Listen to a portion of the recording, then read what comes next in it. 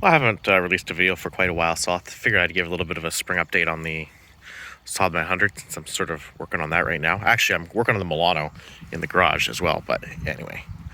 Back driving this car. Might as well put some miles on it since I worked on it all winter. So we're just taking care of some weird items that are hard to diagnose while you're not driving it. You can see that the whole dash is out. It still drives fine. I'm just doing some stuff underneath the dash, so I figured I'd just leave that out until everything's sort of done. You can see the sunroof is having issues. The sunroof hasn't really worked since I bought the car, so I figured I'd take a look at that, and I'll show you what's going on with that once I get back into the garage. So we can see the lower kick is all off, and I'm working on a whole bunch of the little nagging issues that I've had since I bought the car. The central locking has been an issue. It hasn't really worked. It's unreliable. And then the second issue was the cruise controls never worked. So we can see that I've got this is the central locking control unit. And obviously after tracing all the wiring back and doing all that diagnostics, I've determined that the original unit, this isn't the original unit, but this is just one that I had laying around. So the actual module was the cause. So I'll show you once we get back in the garage what the issue with those is. And same with the cruise control. I've diagnosed the stock switch. I've diagnosed the pump, the wiring, the pedal switches are the most common. Those three issues are not it, and so that brings me to the module. You can see that that's unplugged. So let's head to the garage and see what the little project I have going on now is. You can see you got all the interior pieces in the back of the 9000 right now.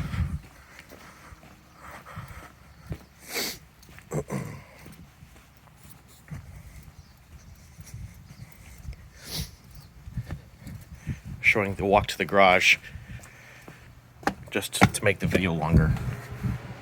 Oh, you can see about the Milano in the garage right now. Okay, so let's have a look at the central locking controller to start with. Really not much here. An open and closing relay, a little probably a timer circuit of some sort, capacitor.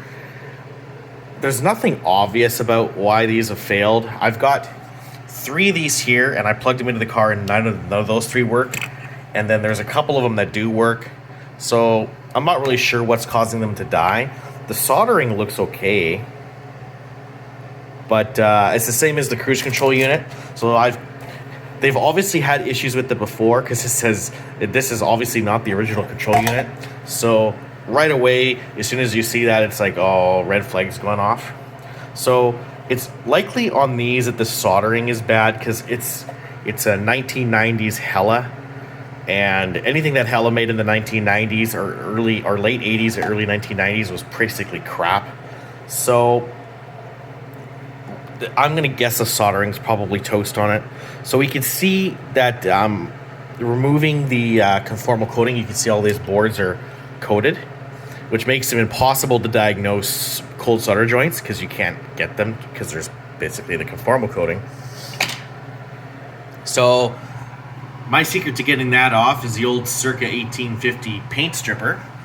Brush that on there with a toothbrush and it comes right off in a hurry. So once we get this all scrubbed off and cleaned up, I will coat the whole board in flux. I'll just brush paste flux over everything, and I'm just going to reflow every single joint on the entire board. See where that leaves me. There is a couple of electrolytic capacitors on the board that should be replaced. So I got 1, 2, actually there's really only 2. So that's going to be cheap and easy to, after all these years, those capacitors are going to be toast. So I'm going to do that to this cruise control unit, because I don't really have any intention of buying another used one and having the same thing happen again. So we'll repair the one that I have, if possible, and I'll see if I can get one of these central locking controllers working as well. I think whatever this component is, it looks maybe like a fuse or something. I think that is a fuse. I'm thinking that's probably the cause, but we'll find out very shortly. Anyways, figured I'd post an update. Oh yes, sorry, forgot all about the sunroof. So the reason the sunroof motor doesn't work is because, well, that's really the reason. So ultimately, it's underbuilt, kind of crappy motor. I've cleaned up the internals, polished the commutator, and the brushes look just fine. But the main issue was this gear is absolutely stripped right to hell. Let's see if I can find the strip spot. Yeah, right there. So that gear is absolutely and utterly dicked. So I have a couple solutions coming, hopefully eventually here. There's a metal gear that somebody's found to fix this, but also Modern Classic Saab, he's working on one too. So I'm gonna have a couple of options to fix that. These gear is not looking too hot either, but it'll do. You know, what are you gonna do? It's not gonna be perfect. So we're gonna rebuild that motor. The sunroof should work, no problem. It slides back and forwards, no problem. So it's just the strip gear, and this rubber bit is a common failure point on the Saabs as well. It's just like the coupling between the motor and then the actual sunroof drive. So that thing's pretty wallered out and effed. But I have another one of those coming. Ultimately, you could make one of these. It's just a hunk of rubber with some holes. So, I mean, if you have a Saab 900 and find that ruined, can't be that hard to make that out of a piece of hockey puck or something like that. So, anyway, stay tuned. We'll keep working our way on this stuff, and we'll see where we get. Bye for now.